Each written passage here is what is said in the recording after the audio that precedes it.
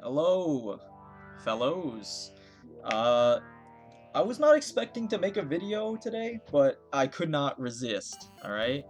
I could not resist after you would not believe my excitement after, I'm just watching, my YouTube analytics and whatever, and I see this video that I made like yesterday or whatever, kind of blew up compared to my other videos. So I guess blew up 425 views. Nothing crazy, but for a mere 37 subscriber haver, that's pretty good. So I'm just looking through looking through the analytics and whatever. Of course, I only get a few comments, so I read all the comments. Trust me. But I was not expecting to make a video today, but I could not resist because I saw in one of the comments a few hours ago, actually, asking, why am I a top 10 player? What are the criteria? And then someone after said, there are no criterias. Limbus doesn't have leaderboards. The only thing that you can use for the criteria is Railroad, turn count, which doesn't involve skill, because Railroad is all about restarting the fights until you get perfect combination of skill, whatever. And I wanted to make this video because I've seen this argument many times before, and I've never had like the energy or like motivation to like try and speak out on it, because again, like I don't really care. I'll mostly play the game by myself, but I could not resist because now it's right in front of me. This is my video, so now it's right in front of me. And I know what you're probably gonna say. Oh, you're just getting one guide. Like, yeah, this is just one guy. If you want to make it on the internet, you got to ignore the one guys. But it's not just one guy, because I've seen many other people say this similar thing, where Railway doesn't take skill because it's resetting, and resetting for RNG doesn't take skill. And I guess I'm here to say, yeah, obviously, you're wrong. And don't, if you're gonna watch this video, cracks boo boo, alright? If you're gonna watch this video, I'm not doing this just to single you out. You were just like, you were just the motivation that, you gave me the motivation to finally, talk about this, because I've kind of wanted to talk about this for, since Railway was still open like months ago, but I just never really cared enough because, I just kind of ignored those people. But because it's right in front of me now, I'm like, okay, maybe I'll speak out on it. But yeah, I'm not doing it to single this one guy out or anything. I'm not like, I'm not gonna say like, yeah, you're an idiot, you shut the hell up, get away. I'm not here to say that. But I am here to dispel some of the misconception about resetting on Railway. And I'll hopefully by the end you will understand why Railway actually does take skill. Now, what we have to define as like skill is obviously subjective, but for the most part, when I see this, where it's like Railway is about restarting until you get perfect skill combination to one-shot the boss, and that is true to an extent. All right, that is true to an extent. You do have to reset a lot to one-shot the boss. And the act of resetting, as in, when I say the act of resetting, I'm referring to you go into the stage, and then you click on the settings button in the top right, and then you click, and you click surrender, or forfeit, or whatever it says, right? That is what I mean by the act of resetting, okay? And that action of moving your mouse to the top right of the screen, clicking, and then clicking restart, does not take skill. So if that's what you mean by resetting, then yes, that specific action of moving your mouse to the top right and then clicking reset does not take skill. Alright? You are correct. It does not take skill to, I'm not gonna sit here and pretend like it does. Alright? But that skill that you're referring to is mechanical skill. As in, like, as in mechanics, you know, how good you are mechanically at a video game, right? So like, let's take like a for example, let's take like a highly technical, mechanically intense video game, where in order to be the best of the best, you need to have really good mechanics. And the one that comes to my mind off the top of my head, literally right now, is like Super Smash Bros. Melee, right? If you're playing Fox, in Melee, at the top level versus another player playing Fox at the top level, you need to have absurd mechanics in order to, you know, compete in Smash Melee, right? That's what I mean by mechanical skill. Your ability to push buttons in the correct order as fast as possible, right? So, you know, like, what is another mechanically intense game? Like, you know, like League of Legends, I guess.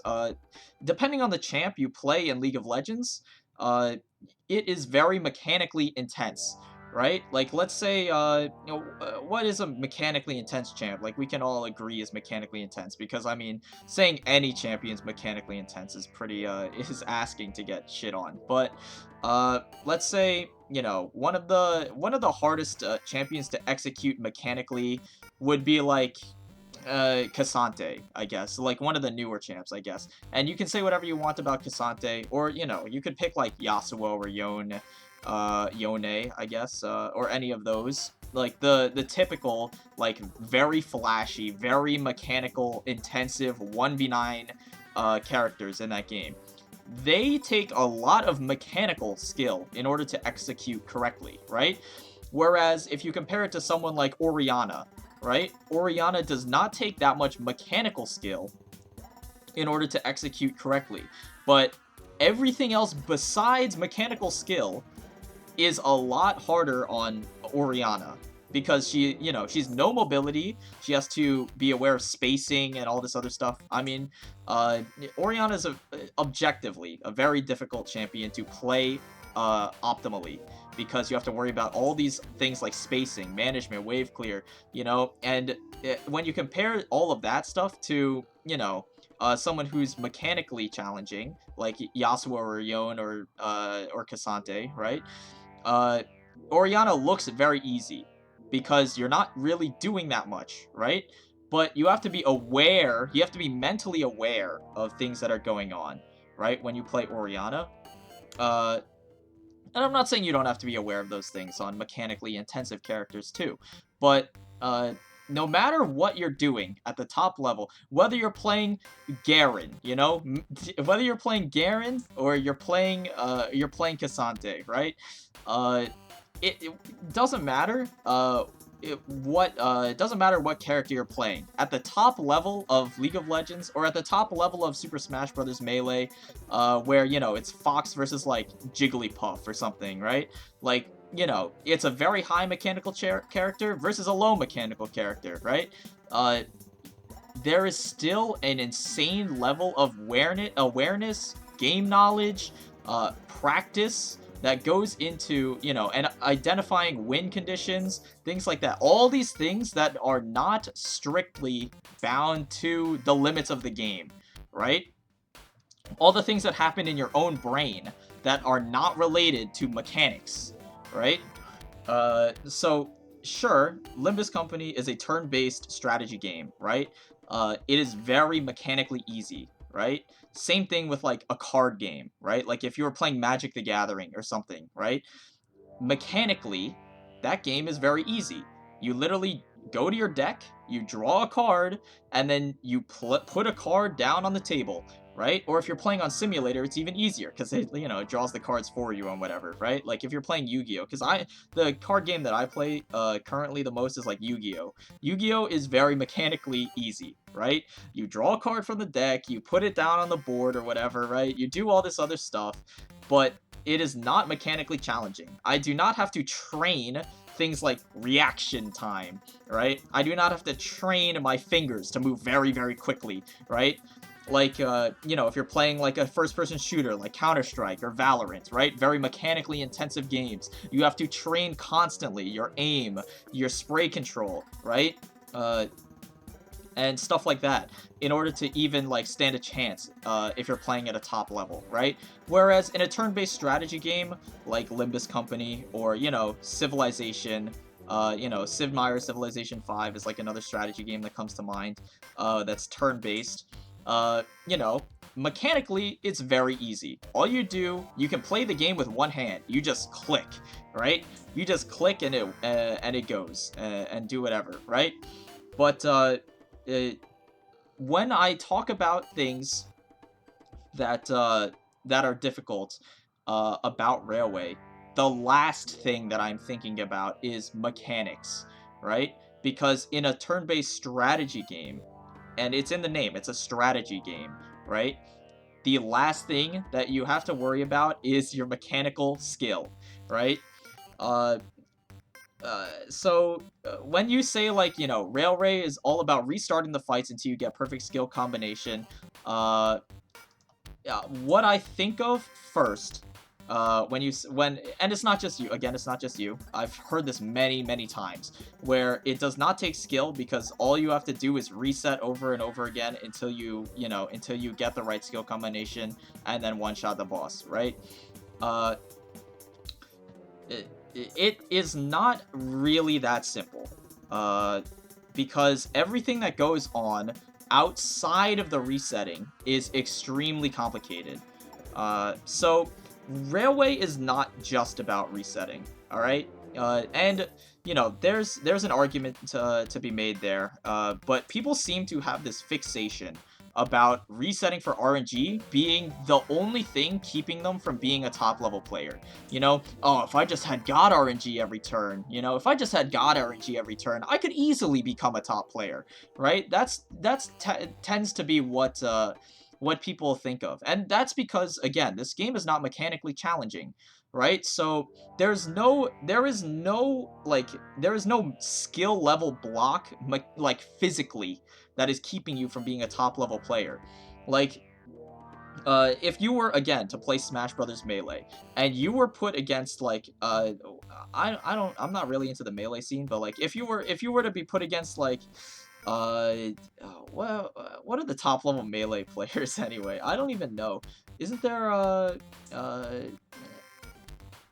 I don't remember. The only one I know is like Hungrybox. I don't even play Smash, for the record, but you know, it's a bad example. But if you were to go against a top level Melee player and they're playing Fox, right? You would get your shit kicked in. Probably, right? Unless you're also a top level Melee player, but you would get your shit kicked in, right? If you were going to play Counter-Strike and you were playing against like Olaf Meister, right? Or like Simple on Valorant or something. Does he play? He plays Valorant now, right?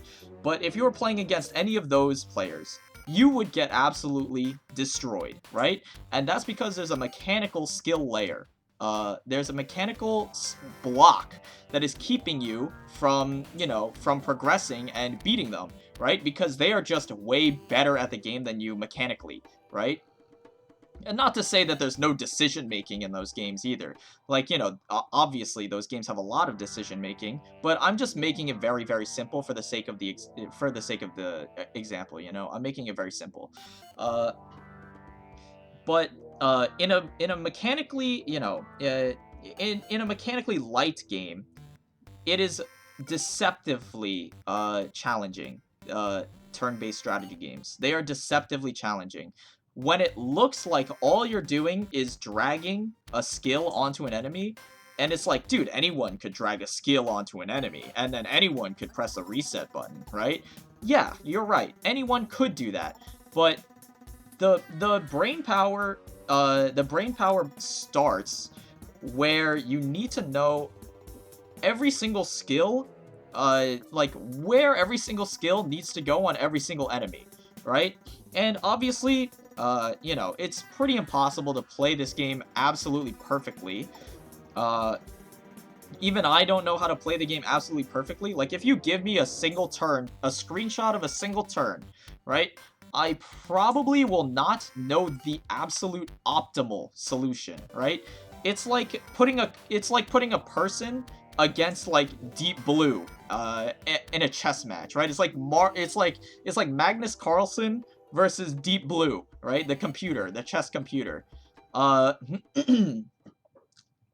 and Magnus Carlsen, no matter how good he is, right, is not going to be able to beat Deep Blue at chess, right? You know what I'm saying? And chess, again, is not a mechanically intense game, right? All you're doing is moving pieces on a board. Anyone could do that, right? But you don't hear anyone say anyone could do that about chess, right? And like there's other games where you reset with RNG too. I don't know, like Minecraft, like speedrunning Minecraft, right? Speedrunning Minecraft is a lot of RNG. People reset for RNG all the time speedrunning Minecraft, right? But you don't ever really you don't really hear people saying in Minecraft, like, yeah, well, I mean, if I got God RNG, I could get a world record pretty easily, right? Because you're not really going to get God RNG, right? In Limbus Company, it's the same idea. God RNG does not really happen in this game, right? If you, there is like, I feel like there's a belief, kind of like in the community, for this game where it's like the sentiment of, you know, if you could reset infinitely for any amount of time, you know, eventually you would get like a single best skill combination, which would allow you to, you know, one-shot a boss. Like here, the perfect skill combination to one-shot the boss, right? And on paper, that is true, right? There is a god combination usually, right? But resetting for that one god combination is not feasible most of the time. Like 99% of the time. Resetting for the god combination is not reasonable to assume that top level players do, right? And that's kind of the same thing with, like, you know, Minecraft speedrunning, right? Technically, you could reset on Minecraft over and over and over again until you, like, spawn in a village, take all the beds, and then dig straight down into a fully lit end portal. Excuse me. You dig straight down into a fully lit end portal and just kill the Ender Dragon with bed bombing in, like, 3 minutes, right? But, like, it's just not going to happen, and people in that game kind of accept that that level of RNG required is just not feasible to be resetting for, right? So the real skill in this game comes not from resetting for the perfect skill combination to one-shot the boss, but it comes from identifying which skill combinations are capable of getting a similar result, right, to the perfect skill combination. And that is, like, much harder than identifying, okay, well, you know, all you need is XXXYYZZZ, right? And I have an example, I have an example of this, where it's like, you know, I'm gonna be, calling out, I'm not calling out, but I'm gonna be, like, you know, bringing up an example. This is the Predwen, server. The server that I'm quote unquote most active in, but I don't really engage with Discord servers for this game. No particular reason, honestly, but during the prime of Railway, we would talk a lot on the pre-wed server about Railway, right? And I was like a large figure here, like just talking, spitballing, and stuff like that about Railway. But one conversation came up that I thought was a great example for this video. And I'm gonna see if I can find it. I believe I can. It's around here somewhere. It should be around here somewhere. Yeah. This one. This is a video by Smiths. Smiths, you know, great fellow. He's commented on my videos, so I'm kind of a big deal. But yeah. A while ago, during Railway, Smiths posted this video called Turn 1 Kill Alleyway Watchdog, 1 turn kill on Alleyway Watchdog, proof of concept, right? And the Alleyway Watchdog lived on a sliver of health, right? And I had this extremely in-depth conversation with one of the moderators of the Pre-1 server. I don't know how to pronounce his name. In Japanese, this is Pei, so I'm assuming it's pronounced as Pei. So, me and Pei go back and forth about whether or not this is possible, right? Pei starts off skeptical, right? Starts off skeptical, says, you know, it would be nice if you could clear it in one turn, but, you know, sad thing is 145 is a lot of damage, you know. So, instantly, we start talking, right? We start talking about whether it's possible or not, you know? And, I'm going on about, like, you know, well, you know, okay, well, theoretically, you know, quick suppression, you know, the resistances of the wolf or whatever, you know, we're rattling off numbers to each other, and I'm calling them crazy, but, we eventually start getting into the real nitty-gritty math, right? Talking about, you know, stuff like stagger, damage modifiers, doing a little bit of math, and eventually I start doing some napkin math, is what I call it. So we're mostly talking about, because in this video, I believe Smith's got a good skill combination. Again, I don't think you understand. Rolling for the perfect skill combination is not feasible in any game, right? In any game, rolling for perfect RNG is just not feasible most of the time. But I believe in this video, Smith actually ends up getting a pretty good skill combination, right? Where, you know, you have a 5-speed quick suppression, unfortunately. And then, whatever, other skills, right? Just whatever nuke skills. And in this video, this is very good RNG, right? This is very good RNG, but it's not perfect RNG. And perfect RNG, hypothetically, would have gotten the kill, right? It lives on 145, with, like, very good RNG. And we start rattling off back and forth, you know, numbers on calculation. I'm talking here I'm talking about stuff like, you know, the amount of damage it would take to stagger the telepole, if Ishmael would have gone first, because Ishmael doesn't go first. The telepole, I believe, is fatal to Blunt and Pride, so, you know, we're debating on whether or not, because the stagger threshold of the telepole, I go on here to describe the stagger threshold of the telepole. It takes 103 damage to stagger the telepole. So then all you have to do is calculate, suppress in the video, does 119 damage, but that includes 3 rupture from quick suppression, so it's actually 116 of its own damage, this including 40% fragility from quick suppression, so we have to take the 1 times damage value of suppress by dividing the actual damage by all the damage multipliers on it, and I'm just, like, you know, doing some napkin math here, right? This is like base level napkin math, right? This is like high school algebra, basically, is what I'm doing. But, deciding what amount of damage it takes to stagger the telepole, doing all of the calculations, for what if Ishmael had gotten 6 speed, and then Heathcliff had gotten 6 speed, factoring in all of the support passives and whatever, and I eventually come up with, you know, if we're considering all of this random-ass napkin math, right, and we consider all of the other speed and passive setups, I say, finally, I firmly believe that it's possible, that you could have one-shotted it, right?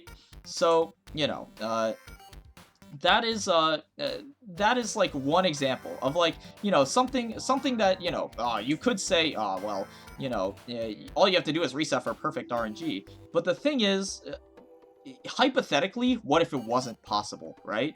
We don't know if it's possible or not. That's why I'm doing all the math in the first place, right? Because we don't know if it's possible or not in the first place, right?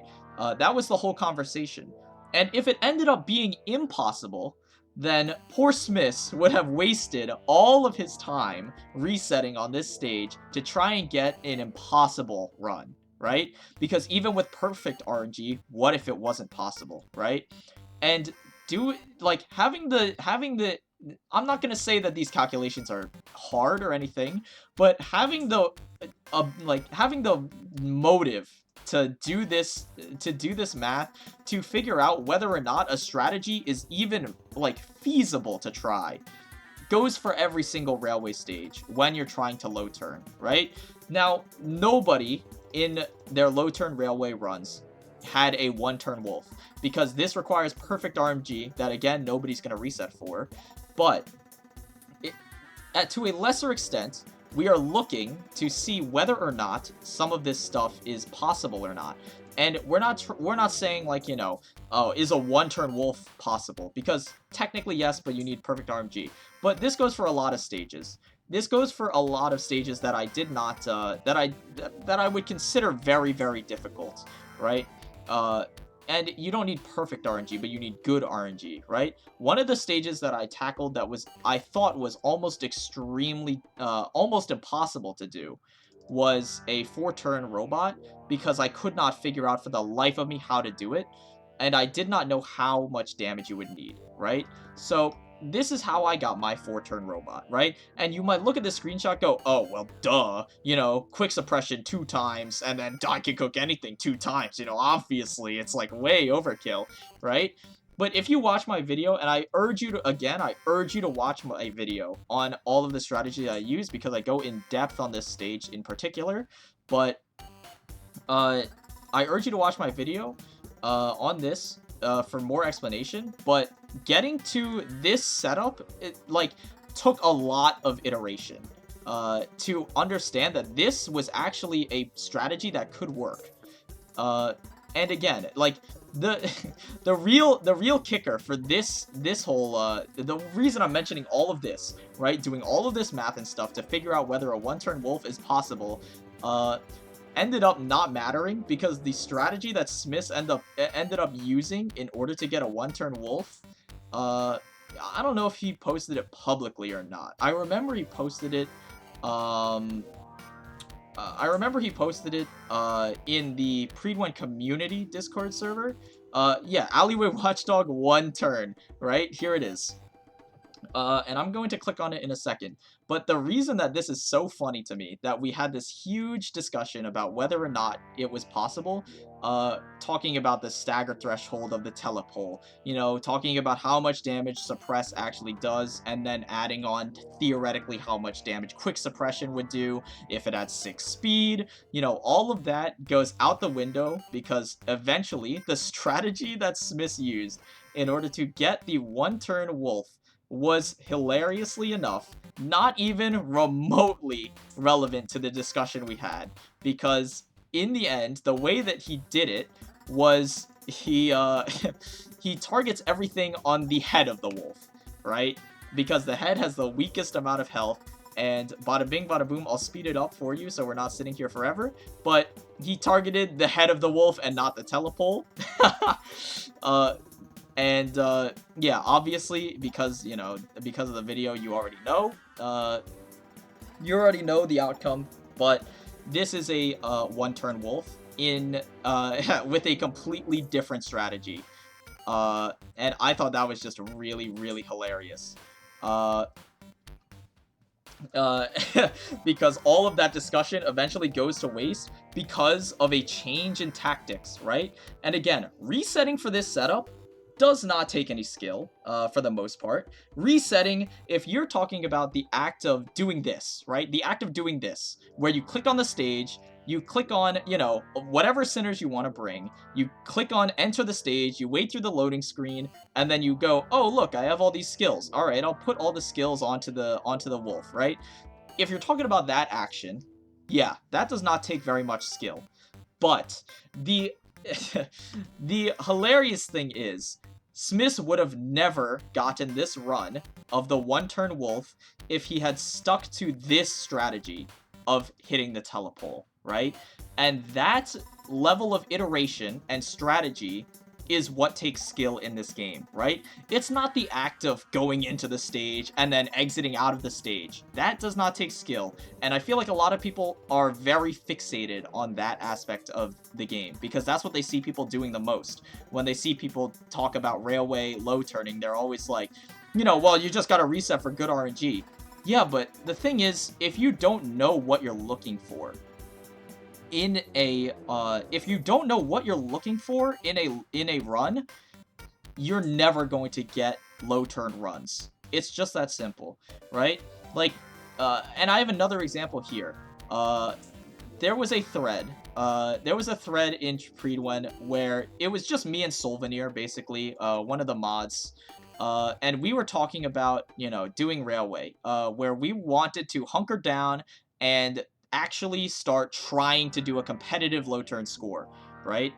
Uh, and this is a transcript of like all of the stuff that we went through in order to get low turn scores.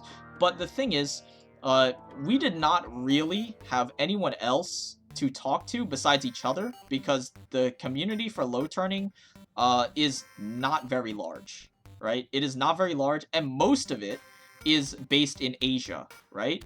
Now, I understand a little bit of Japanese and I understand a little bit of Korean. So I kind of have an idea sometimes of what is going on in some other people's runs, but I can't effectively communicate and talk to them, like have in-depth discussion with the top level players in the game about low turning, right? Because there's a language barrier. Like, I don't speak their language fluently enough to understand what they're saying and talk about, you know, hey man, why did you choose this ID over the other options, right? And go into really, really in-depth details about what their strategies are. So there's a language barrier there, and because of that, it was basically, for the most part, me and Solvenir talking to each other about what we thought would work, right? And you can see us iterating over and over and over again. You know, I'm celebrating getting a 4-turn Toad here. You know, uh, you know, it's really it's really fun. But one of the example that I want to pull from here is the robot, right? Now, I mentioned before, robot is this was ended up being the final strategy that I came up with. All right. This ended up being the final strategy I came up with. And seeing it in hindsight, you might go, oh, well, you know, it's pretty brain dead, right? There's 2 quick suppressions there, and there's 2 I can cook anythings there. Obviously, you know, this is like a winning strategy. It's pretty damn obvious. But getting to this point where I understand the fight enough to know to look for this is a journey. Right? So the first thing I'm starting with, and the first thing that I want to bring up is my old team composition for Railway. This was my old team comp before N Corp Sinclair dropped, right? This was my ideal team comp before N Corp Sinclair dropped. And, you might see some peculiar things that in hindsight look pretty troll. The first one is using Kurakumo, Honglu instead of Ting Tang, right? Instead of Ting Tang, I use Kurakumo. And that's kind of a red flag, because in the end, retrospectively, Ting Tang ends up being better, right? And I did not know that at the time, but, you know, I was still down for Kurakumo because I thought to myself, you know, K-Corp, annoying stage 9, K-Corp. Kurakumo kind of pretty much counters that stage, and also stage 2 on Ida, you know, the enemies are super squishy, Cloud Cutter is great, you know, stuff like that, where I'm picking Kurakumo for specific reasons, right? Even though people around me are using Ting Tang, and people around me are using Kurakumo, and I don't know which one is better, right? I don't exactly know which one is better, so I pick whichever one I think, and this is where, this is very important. I pick whichever one I think and I believe is better, right? And when you're playing, if you're playing at the top level, and everyone else around you who you could ask about, hey man, why did you pick Ting Tang over Kurakumo this run, you know? Everyone you ask around is going to be speaking another language.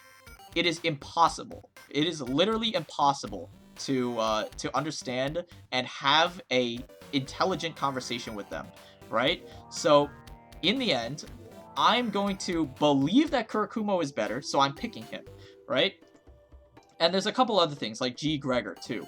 Like G. Gregor, Liu Gregor, it ends up actually being better. But I picked G. Gregor because I value the healing personally, right? And this is also another aspect of Railway that people don't seem to really understand.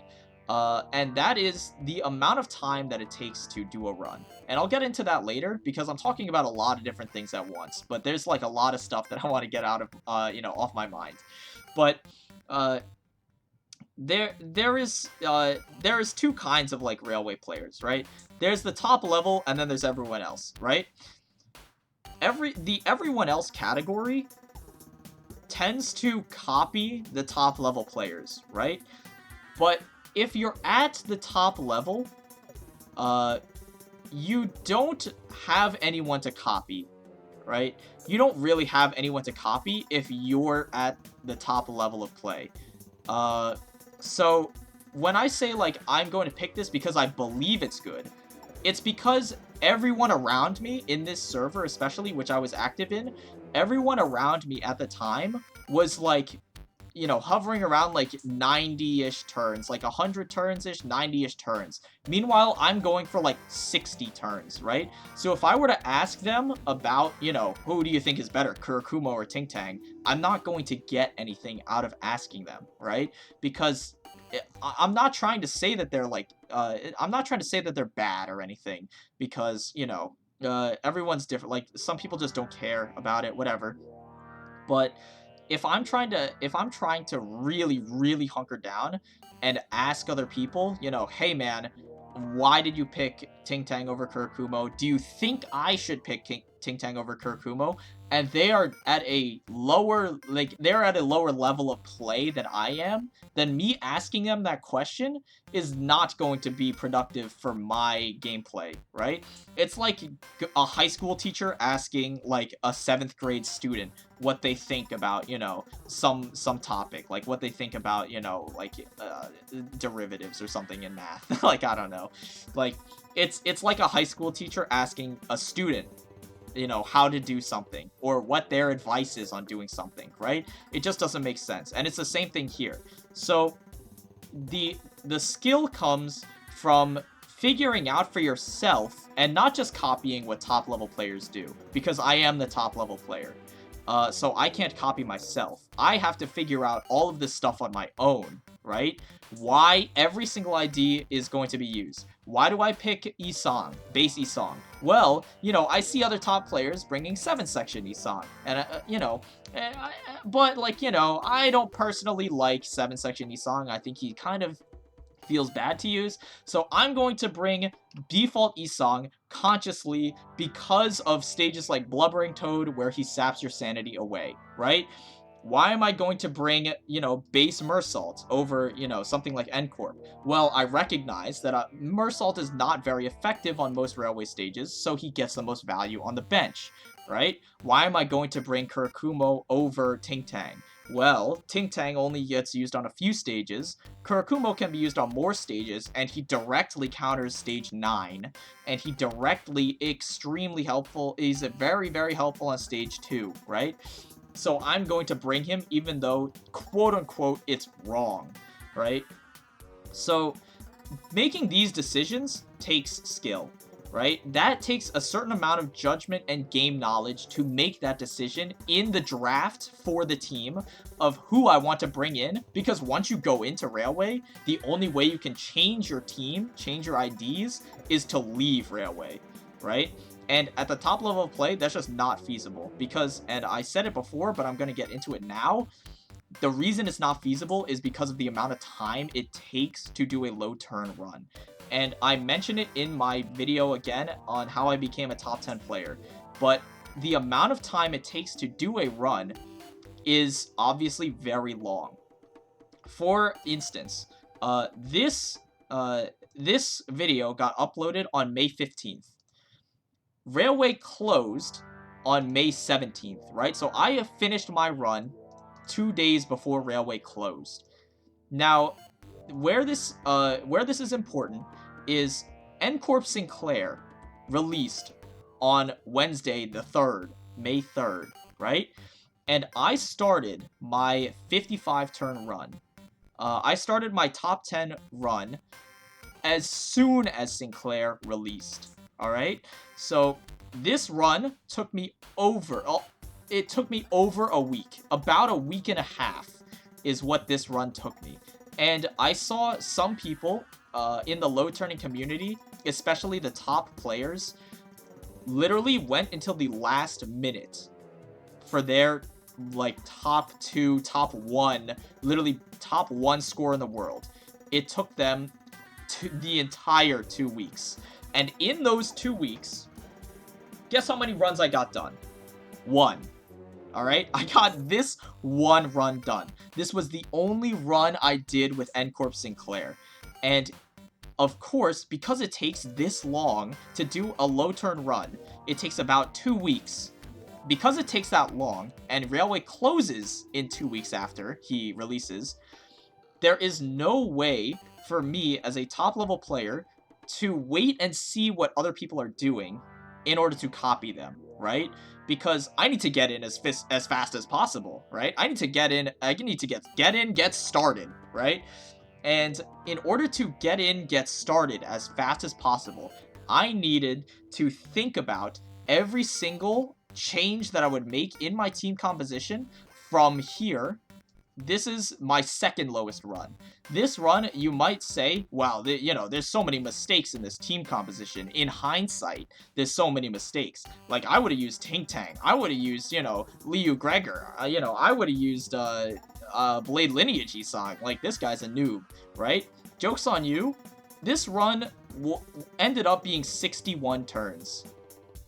And 61 at the time was 4th best in the world. So, N-Corp Sync, actually, I don't even think it was 4th best. I think it was 3rd best in the world. Yeah, it was 3rd best in the world at the time, before N-Corp Sinclair released. 61 turns is what I got with this team composition. And in hindsight, it looks like a newbie team comp, right? From the top level of play. But because I played this team comp consciously, and I knew every single center I would take on every single stage by myself. I figured it out by myself, right? Well, not entirely, because I was talking with Solvanir, who ended up, dipping, because, he didn't have the motivation to reset anymore, so, he ended up dipping eventually, but it was literally us two deliberating on what do we want to bring for every single stage? What do we, what sinners are we going to bring, what are we going to be doing? What is our strategy, right? And this culminates in Robot, right? And I'll talk about it in a bit, but I'll finish this point right now. Again, this run took me 2 weeks.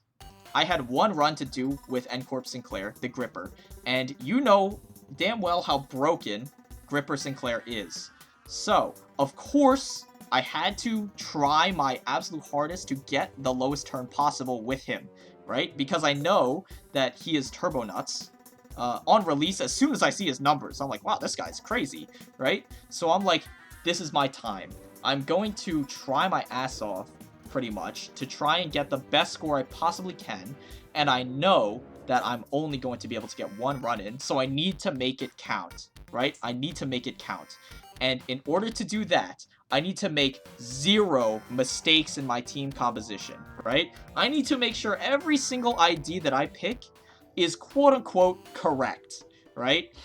Because once I go in, I am locked in until Railway ends. And if I screw up a single center pick, and I'm like, man, I wish I could have picked blank, I was my run is dead, right? Because I can't leave. And if an optimal strategy ends up being discovered halfway through my run, yeah, I'm screwed, basically, right? So what I need to do as a top level player is make sure that my strategy is the optimal strategy. The challenge there is that nobody knows what the optimal strategy is because there's no time to test all of the strategies, right? Because every single low turn run takes about 2 weeks, and there's only 2 weeks between Sinclair's release and the end of Railway. So, every single top level player who did a low turn run has a slightly different team comp because nobody at that time knew what the optimal strategy was, right? Because they have no time to test what all of the IDs combinations are, right? So, when I'm building this team comp, I'm like, okay, the only thing I have to go off of, because I can't copy anyone else's lineup, because there's no other lineups in existence. The ID released like 10 minutes ago, right? So when I'm making my lineup, I have to do it all by myself, right? Can't copy other players, can't copy their strategies, right? Because again, N-Corp Sinclair changes the way you play the game because of how, like, turbo nuts he is. He cuts turns off of Railway on his own, right? But you don't know how he does it until you do it yourself as a top level player, because no one else is doing the testing with you, right? You're the only one doing the testing. You can watch like videos of like, you know, a Japanese player playing the game, right? And you can watch that video and you can go, wow, I mean, you know, N-Corp Sinclair seems super broken. Look at what he just did to, you know, so-and-so. But you won't understand his decision-making because, you know, unless you speak Japanese, of course. But I don't. So I didn't understand any of the decision-making beyond, oh, just bring Sinclair. He's pretty broken, you know? It's like, oh, Sinclair's broken, but does Sinclair cut turns off of, you know, does Sinclair cut a turn off of KQE? You know, because before I was very proud of getting a 5-turn was eventually what I was proud of here. And you can see the robot arc is long as fuck. So you can see it here. You know, Ting Tangless post-patch turn 5, I can see the light. And this is me, you know, I'm like, wow, dude, this crazy, bro. But eventually, I get to the point where and again, we're still talking about robot. This robot arc goes forever, right? And you can see my strategy here is nothing like my strategy at the end of the run. My strategy ends up being completely different by the end of the run. And I eventually make it to the 5-turn robot. And I am so hyped for 5-turn robot, right? So it's genuinely very, very exciting for me here. Because I'm on my own strategy. This is a homebrewed strategy. I can't copy anyone else's strategy because, you know, no one else is doing it, right? So this was the strategy I used. And in hindsight, it's very easy to see, you know, whatever, but, blah, blah, blah, right? But, in hindsight, it's very easy, but in the moment, when there's nobody else to talk to, and you're the one figuring out the strategies, and you can't copy anyone else's strategies, it's very, very difficult to figure out what you're supposed to do, right? And this was the big example here of what I was talking about. Solveneer, this is a pivotal moment in the strategy. Solveneer asks for his turn, for his strategy, should he tank the grab or should he dodge it? And I go, I dodge it, right? I dodge it. If you watched my video here, you would know that this is a bad strategy, right? That you would know this is a bad strategy. And the reason is because I did not understand the mechanics of the robot very deeply. I did not understand that he gets a stagger bar when he grabs, and that allows you to burst him, right? So I dodge it. That is the difference maker in this fight, right? The strategy required, not the resetting required to get good RNG or anything. It is the strategy. Do I tank or do I dodge? And I dodge it. If you're doing it in 4 turns, then you don't need to tank it because the battle ends, which is incorrect. This ends up being incorrect. You want to tank it if you're doing 4 turns, right? But 5 turns, if you're doing it in 5, it's personal preference, which is kind of correct. And then I think I've tried both and found no significant difference in damage, right? And that is simply untrue. Because the significant difference in damage is an entire turn saved if you tank the dodge and do the strategy that I outlined again in this video, where I go into it in depth. But this entire interaction is a microcosm of what I mean when I say the strategy outside of the stage itself where you're talking about, you know, you're talking about all of these stages, all of these things, what strategy you should use, and what you're trying to go for, is very, very tedious, very it's like time intensive, and it takes a lot of thinking, and it takes a lot of strategizing, right? And this goes for pretty much every stage of Railway, by the way. This goes for pretty much every stage of Railway. So this, you know, we're just talking about like, oh, dude, some dude in Korea or Japan or whatever, like, posted a 59. That's crazy, you know? Dude, how did he do all of this? We can't talk to him because he's Japanese, and we don't speak Japanese, so we can't talk to him about his score. But, you know, oh, that's crazy, man. Like, yeah, that's pretty good. And we just keep talking and talking. You know, I'm moving on. I'm talking about 6-turn, or 5-turn, Inquisitors. Nothing there, Inquisitors. I'm like, dude, 5-turn Inquisitors might be possible, you know? And then eventually I end up getting it, blah, blah, blah, blah, blah. But, yeah. That stuff takes a lot of skill. It does. It takes a lot of skill. Because if you watched my video, if you watched this video when it came out on May 15th, right? And you had 2 days left to do Railway. And I told you every strategy that I used, right? I told you every strategy that I used. And people are in the comments... going like, you know, thank you for uploading this. My last count was 101, and I want to get something lower before line 1 closes. All the decent guides I found in the past were in Korean, and there seemed to be a lack of English-speaking content creators covering their low-turn strategies, right? If you're this player, right, and your last count was 101, and you wanted to get something lower, chances are you were not that involved. You were not this involved in the strategy of Railway, right? You were not that devoted to getting that much better and pioneering and discovering the meta, right? Because that's what you have to do when you're playing at the top level and each run takes 2 weeks and the deadline is 2 weeks and you get 1 run. You are the meta. People will follow you. People will watch my video. They will go in with hindsight. And they will use my strategies to get lower scores, right? They will watch my videos and they will use my strategies that I invented, pretty much, that I invented, and I told you how to do it, right? And they will use those strategies and they will find success, right? But for me, at the top level, I cannot do that to other people.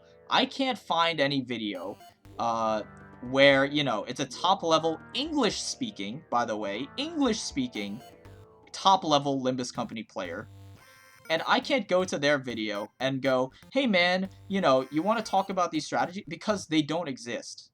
As far as I know, I am the best English-speaking Limbus Company player, who has, like, you know, any remote presence, on YouTube or in Discord, right? So, you know, every other top-level player speaks a foreign language, mostly in Asia, because the game is very popular there. And again, I can understand a little bit of Japanese and a little bit of Korean, but not enough to truly have these level of in-depth discussions with those players about, you know, what do I need? You know, all I need is quick suppression, double gaze, 2 shank, blah, blah, blah. You know, this is what I'm working with. What should you do? You know, leap is omega strong, you know, whatever. Like, in real time, having this conversation in real time with another top level player is almost impossible, right? And I think that's something that people who do not understand kind of take for granted, is that you have people like me to talk to. If you're struggling with Railway, I'm here to help you with it. And I helped countless people with Railway. You know, just talking about the stage, you know, helping them get through it. Because, again, the average player to me hovers around like 110 turns on Railway line 1. You know, 100-ish to 120-ish. Is like the average player, right? So, when they come to talk to me for help, I can help them, right? But if I need to go and ask for help, I don't have anybody who is better than me to ask for help, right? Because that's how you improve at the game. You ask someone better than you for advice, right? I don't have anyone like that, which is why it's so hard, right? And that's what takes skill, because I am the meta, basically, right? Me, when I say I mean, like, you know, the top percentage of players is the meta, and then what we use essentially trickles down, right? Because people will see what we use and they will copy us, right? And I don't have a problem with that. You know, if you want to take my lineup and use it, you know, I'm proud of that lineup, because again, it's mine. So, you know, I'm proud of it. You can use it, right? Is my mentality. And you know, it just takes more skill that people take for granted. Like, a lot of these things people take for granted. Being able to talk to other people and ask people who are better than you what you did to do so and so. You know, what is your strategy for doing this? Like, you know, uh, when people ask me, like, hey, what did you do to finish this stage, right? What did I do to finish this stage? Well, you know, I can tell them, you know, what did I do to finish the stage? Well, blah, blah, blah, blah, blah. But when I go to ask for help, it's not like, it's not usually very productive. Because when I go to the average person and go, hey man, what did you do to finish this stage? Odds are, they're not thinking about a lot of this stuff, outside of the game, a lot of this stuff, right? Odds are they're not thinking about a lot of odds are they're not thinking about a lot of this stuff, right? As much as I am. So when I go to ask him, hey man, what did you do for this stage? They just go, nah, you know, I mean, I just used like Rapid and Sinclair, and they're like turbo broken, right?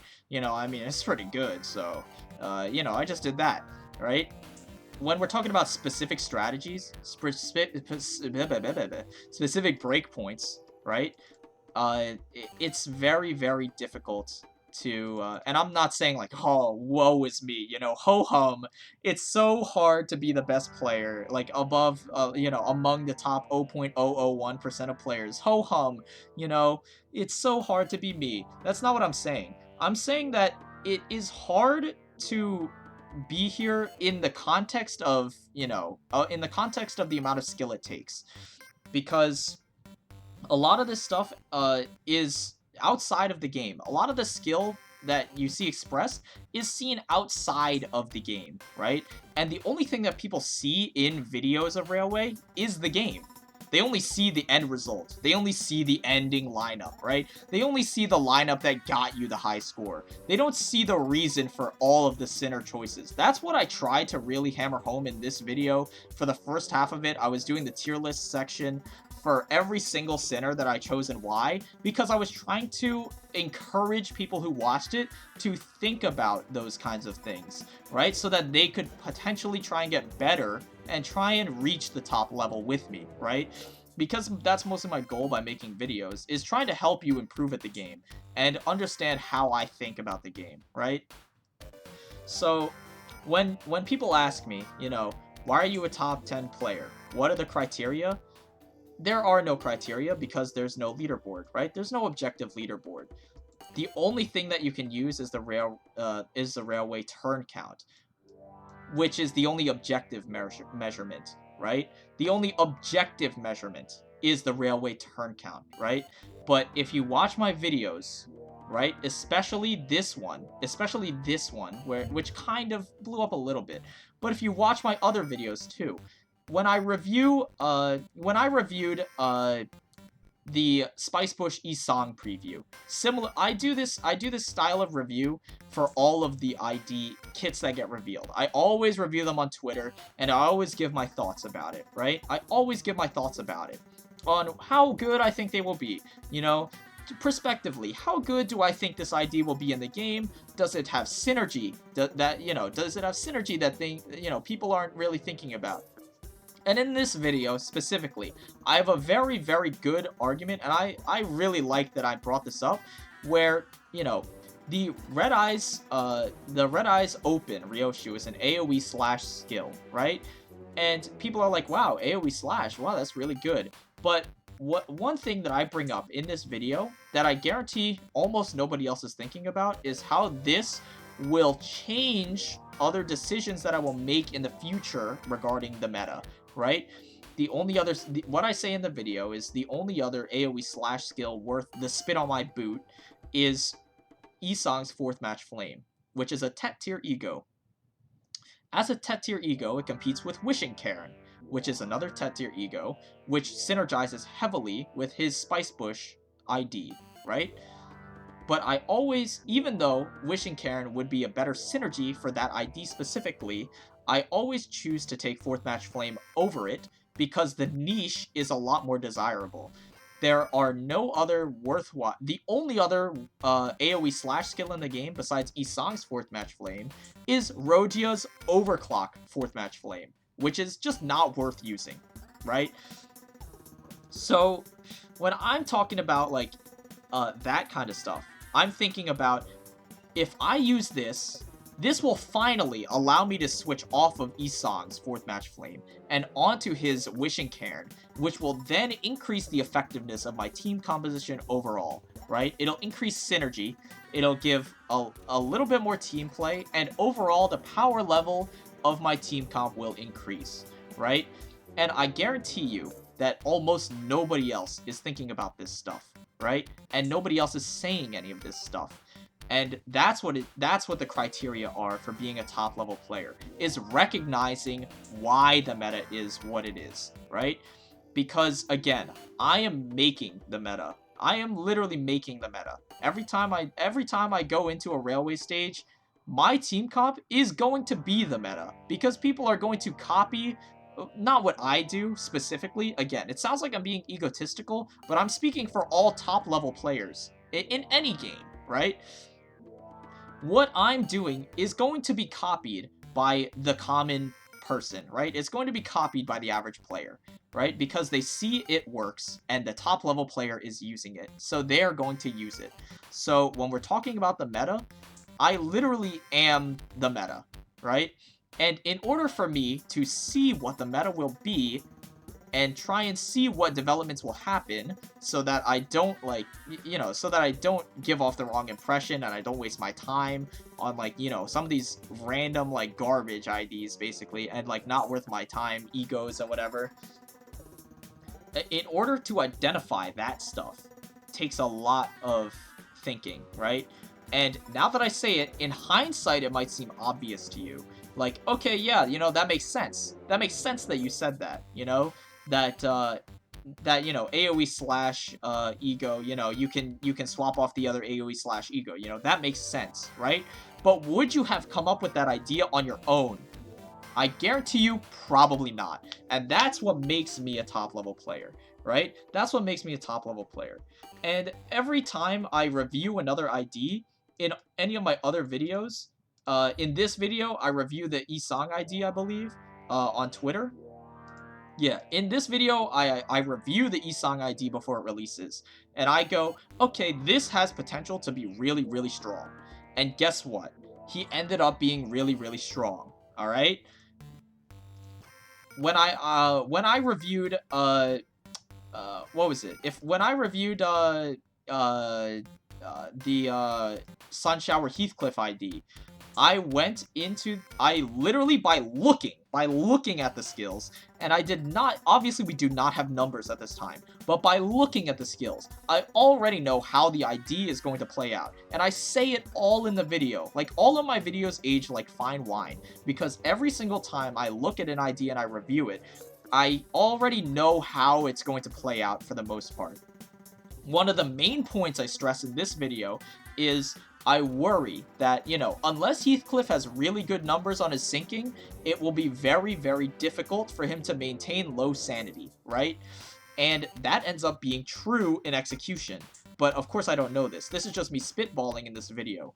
But I keep saying over and over, seems like he's going to be very reliant on his passive, right? Seems like he's very reliant on his passive. His passive seems very strong, but he needs to be able to access it. Also, seems like he's a negative coin ID, but his only method of reducing sanity is sinking, which is probably going to be very awkward. And in execution, everything that I say is true, right? Even before the ID releases and I'm able to test it, every single thing I say is true. And this goes for every single time I review an ID on this channel. Every single time I say, you know, every time I say, you know, I'm concerned about Heathcliff. You know, he might not be able to reduce his own sanity, unless, you know, maybe if you're soloing, it would probably be pretty good, right? If you're soloing content, it might be pretty feasible because you can gain a lot of syncing because he needs a lot of actions, right? But other than that, you know, he seems kind of finicky to use, and that ends up being true, right? And seeing these things before they happen is the same way that I'm able to build an entire team comp for Railway Line 1 based on the release of just one ID, right? Because all of these things compound on top of each other. And I say this in the tier list. If you watch the tier list section, I talk about all of the meta developments that happened because Sinclair releases. And these are all things that I'm essentially anticipating. When I see his ID release, I'm anticipating what's going to happen because I don't have time to wait a week for the top level players to do their runs and then copy their lineup, right? I don't have time for a top level player to go through Railway and then start my own run after seeing their success because there's just not enough time in the event. There's not enough time in the event to do that, right? So I have to do it all on my own. Right? As soon as the ID drops, I have to do it all on my own, right? And I have one chance at it, so I have to make it count. So you have to be able to identify all of these things, and that's what makes me a top-level player, right? So when you ask, why are you a top 10 player? What are the criteria? The criteria for being the top, in the top percentage of players in this game, is being able to identify every single thing that will happen before it happens, as well as being able to identify, what am I resetting for, figuring out every single optimal strategy without much outside help, without pretty much any outside help, figuring out every single strategy mostly on your own, in order to compete at the top level, right? And that's what makes me a top level player, right? Maybe not top 10, but until someone proves that, maybe someone got a 40 on Railway Line 1, I'm a top 10 player. Sorry, it just is what it is. The only thing that you can use for the criteria is Railway's turn count is false, right? Because of everything I just said, the only objective measurement, the only measurement that you can see as a number that you can judge people by is Railway's turn count, right? But, I mean, I'm sure you can tell just by watching the videos that, just by watching this video, you've probably seen this video. Just by watching this video, you can already tell that I have a very deep, fundamental understanding of the game, right? And watching this other video about the offense level, defense level changes, where I go through all of it, watching that video, you will have an idea of how deeply I understand this game, right? So when we're talking about, the only thing that you can use is Railway's turn count, which doesn't involve skill, is false. And there's a lot of outside factors that people don't consider because they don't think about it. They don't have to think about it. They don't have to think about when they see there's 2 weeks left in Railway and Sinclair releases, they think of that as plenty of time, right? Because as far as they know, Railway only takes maybe a couple hours to a day, Railway only takes a couple hours to a day. They don't really take into consideration all of the strategy that goes into, hey man, what sinners should I bring for every single stage? What skills am I looking for every single stage? Because time is of the essence, right? I have to average one stage a day, basically. There's 13 stages in Railway Line 1, and there's 14 stages left in the event. So I have to keep pace. I have to do one stage a day. Every single day, I have to figure out, New Sinclair. How is New Sinclair going to impact how I play this stage, right? How is New Sinclair going to impact how I play this stage? He absolutely shakes the meta. So I need to figure out for every single stage, within one day, you know, minus eating, sleeping, doing, you know, doing work and whatever, that leaves me about like 6-ish hours maybe to be thinking about Limbus Company, right?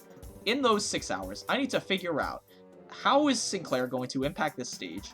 Is he part of the optimal team for this stage? Is he not part of the optimal team for this stage? And then, you know, for times where he's not the optimal team, is there a superior strategy that I wasn't considering before that could be used on this stage? Like you know, manipulating health values so that support passives can go on specific people. Then you let yourself get grabbed, and then, you know, you burst the robot from 900 health on turn 4, right? Which was something that wasn't even remotely on my radar, right? It is a drastically different strategy than what people use usually on that stage, right? And in that sense, time efficiency is very important, right? You need to be able to identify quickly what is good, what is bad, you know? You need to, when you go into a stage, you need to know, what am I resetting for? Because it's very easy. Someone tells you, you know, exactly what you need. You need quick suppression, you know, you need 6-speed quick suppression into like, you know, XX, you know, whatever, right? If you are the pioneer of the strategy, you don't even know if that is enough to kill the enemy in the first place, right? You don't even know if what you're resetting for is worth resetting for. And every single time that you try and reset with an inferior strategy, you're wasting time, right? So time efficiency there is also extremely important, where if you don't know what you're resetting for, and again, there's no one else to copy. So like, if there's no videos on the strategy you're using, because again, I'm the top level player, so there's strategies that people do not, that people just will never understand because I don't make videos on them, right? So it's just a lot of thinking, essentially. Like, again, one of my favorite examples is like Smith's videos and like Time Desk videos, right? They do like usually like gimmick clears on stuff like that, right? So like, you know, when people are out here doing railway, you know, on Railway's release, right? You know, people are always out here like, dude, Headless Ichthys in 1 turn, what the hell? Wolf and Fish in 3 turns, right? And they go and they copy Smith's strategy, which is, it's a good strategy, right? Fish and Wolf in 3 turns, wow, that's crazy. Turns out, Fish and Wolf in 3 turns is actually, at the top level, slow. Because, you know, Fish and Wolf is actually doable in 2 turns. So, you know. And, like, if I'm looking for a strategy to do it in 2 turns, it just does not really exist. It just does not really exist on YouTube that much.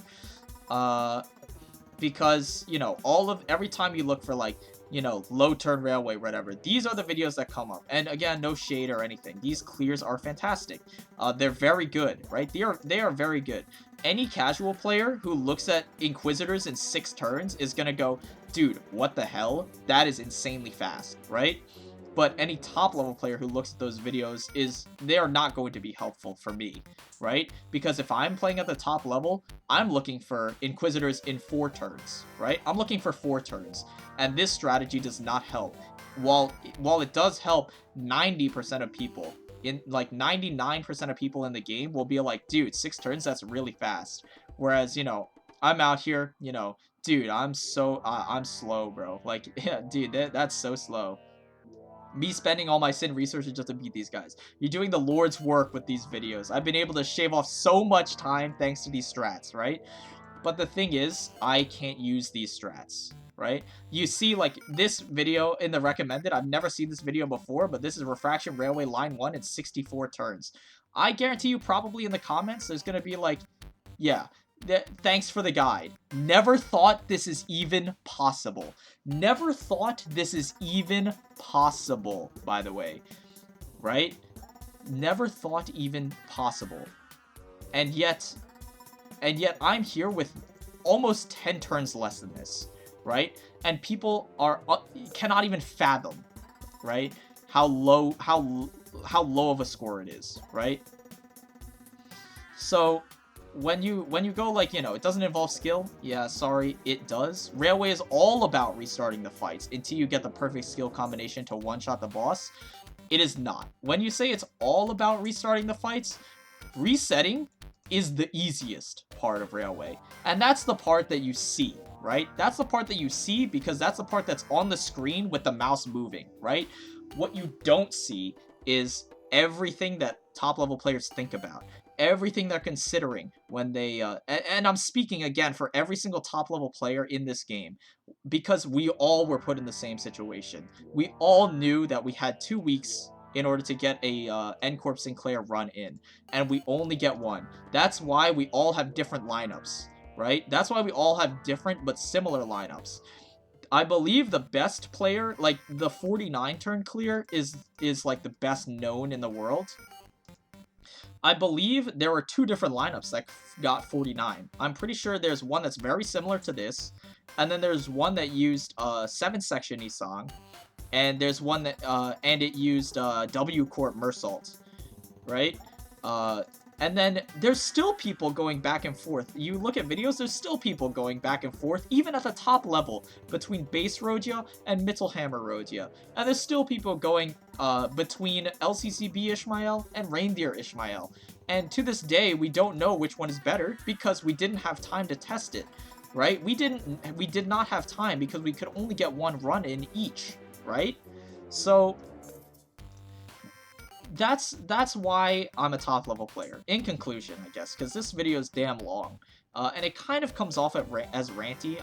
I understand that, but I'm just trying to give you guys like an idea of what goes into low turning railway in depth, because I touch on it in this video, but I really want to hammer it home because a lot of people seem to be stuck on, you know, railway is all about restarting fights until you get the perfect skill combination. You know, it doesn't take skill to reset and look at the skill combination and go, wow, this is really good. It does not take skill to do that, right? But they don't understand that we are thinking about a lot more than resetting, right? That is the last thing we're thinking about. Like, yeah, it's I don't know. I feel like I've said enough. I could keep talking, but you know, I feel like I've said my piece. You know, it's kind of like it's kind of like Minecraft, speedrunning. You know, because you could replace Railway with Minecraft, right? You could say Railway is all about, you know, Minecraft is all about resetting the world until you get the perfect, you know, village into insane Blaze Rod RNG into a fully lit portal, and then you win the game, right? You could say that, but that is the last thing that people are thinking about, is getting perfect RNG, right? That is the last thing people are thinking about. Nobody's going into a Minecraft speedrun going, dude, I know what I need to do for the world record. For the world record run, I need to spawn in a village, get beds, and then get a fully lit portal and go through and win, right? Nobody's thinking that, because perfect RNG is just not feasible, right? To reset for, especially with the time constraint. Perfect RNG is not feasible to reset for. The skill comes from what your plan is with imperfect RNG, right? What your plan is with imperfect RNG. The decision making you make, the decision making that goes into everything, starting from what IDs you pick before you even go into the railway, right? All of that is stuff that you don't see in any of the videos, right? Except for my video, because I go through every single ID I pick. That is something, that process of thinking and decision making, you don't see in any of the other videos, because they don't show you. Like, again, I'm not at all throwing shade at Smiths. I'm subbed to Smiths. I even have his like notifications on because, you know, his clears are pretty cool. I think, you know, it's pretty funny just to see, like, you know, to see Isong's Sinking Deluge do 20,000 damage in 49 turns. Pretty funny. But, you know, all of the decision making you don't see, is, you know, very important, right? Because if you watch this video of One Turn Watchdog, And, you know, you go, okay, well, I mean, it's only 2 minutes. It's only 2 minutes, you know? All he had to do was reset for the RNG, right? All he had to do was reset for the RNG. It's like, it takes very little skill. That's not exactly true, right? Because what he had to do was he had to figure out, get over that hurdle of, you know, maybe my strategy originally in the proof of concept video was not optimal, right? Maybe my strategy in that video of attacking the telepole was not the most feasible strategy, right? Because nobody's resetting for perfect RNG. We are trying to get good RNG that we can make work, right? Nobody's resetting for absolutely perfect RNG, right? We're just resetting for good enough RNG. Because again, even in this video, this is not perfect RNG. Heathcliff could have gone first, you know, Cloud Cutter could have rolled further down, and then, you know, Suppress could have rolled earlier, and that would have been better RNG, right? But it's about identifying, you know, maybe my strategy was not good. Maybe attacking the telepole is not a good strategy, and I need to transfer over to attacking the head instead because it's squishier, right? And it's more vulnerable to the damage types that I'm bringing. And that hurdle is not something that you see in these videos, right? You don't see any of that decision making in these videos. All you see is the final result where after a lot of resetting, finally, after clicking like these 5 sinners for hours and hours and hours, he finally got there, right? That's all that you see in these videos, and it's very misleading because it gives you the impression that all that goes into these clears is you just reset for the perfect RNG. Because before then, we didn't even know if one turn wolf was possible until Smith posted the, you know, until Smith posted the proof of concept one turn wolf, right? Until he posted that video, we didn't even know if it was possible or not until he posted it. So it wasn't even on the table for us. People weren't even thinking about it, right? And that stuff is what makes a good player, right? That decision making is what makes a player a very good player, right? That's the difference. So, you know, in conclusion, I talked for like way too long, but I just really, really wanted to get this, like, not out of my system. It's not like pressing, but it's just something I wanted to talk about in depth at some point. Because I mean, I feel like it's a lot of people kind of misunderstand. You know, I feel like a lot of people kind of misunderstand what I mean when I say top 10 player, and it's like, you know, maybe it's a little bit clickbaity, but I truly believe that, like, 100% from the bottom of my heart that I am in the top 10 players of this game because I'm thinking about all of this stuff, right? Uh, and you know, that's what makes me a top 10 player. So you know, user, what's your YouTube name? This one I put this one out for you. Oh, you're Russian, you know. You know, Russian guy with 47 videos. I I put this one out there for you. All right, bud.